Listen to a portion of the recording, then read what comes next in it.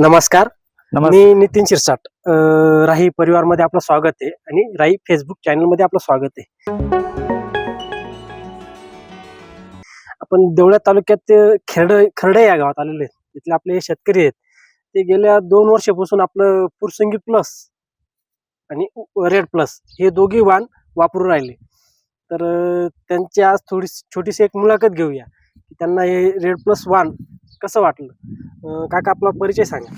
माझे नाव बापू आनंदा जाधव, खर्डेगाव, तालुका देवळा, जिल्हा नाशिक.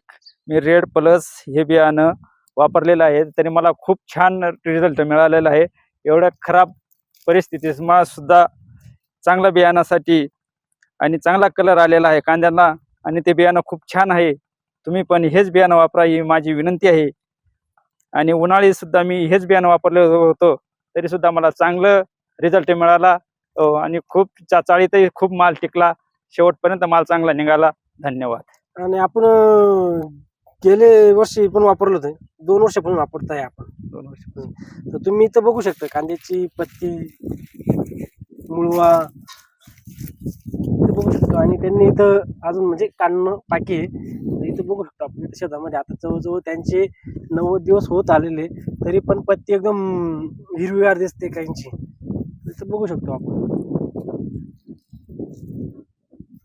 तर इतर शेतकऱ्यांना मी एवढं सांगू इच्छितो की हे काकांना पूर्ण ट्रस्ट आहे बियाणावरती. कारण 2 वर्षापासून वापरून राहिले तर त्यांना कुठल्याही प्रकारचं म्हणजे असं आपण म्हणतो टोंगळे निघणं, हे निघणं उन्हाळीमध्ये, लालमध्ये तिथे कुठल्याही प्रकारचे आपलं भेसळ होत नाही. त्याच्यामुळे काकांना पूर्ण ट्रस्ट आहे. त्याच्यामुळे 2 वर्षापासून काकांनी ते लगातार आपलं राईचं बियाणं वापरून राहिले. तर त्यांना ॲव्हरेज पण छान मिळतंय. तर इतर शेतकऱ्यांना पण मी एवढं सांगतो की बाबा जे शेतकरी वापरतात तुम्ही त्यांना विचारून तुम्ही पण वापरू शकता. तुमचं बी उत्पन्न वाढू शकता. 2 पैसे शेतकऱ्याला भेटले तर आम्हाला पण थोडा आनंद होतो की अरे नाही शेतकऱ्याचं ॲव्हरेज पण छान निघालं. त्याला स्टोरेजला छान निघाला तर आम्ही पण सॅटिस्फॅक्शन होतो की म्हणजे जेव्हा आम्ही एवढी धावपळ करतो तर आम्हाला वाटतं की आमच्या धावपळीला थोडंफार यश मिळालं. तर एवढं सांगतो की तुम्ही पण वापरा शेतकरी मित्रांनो.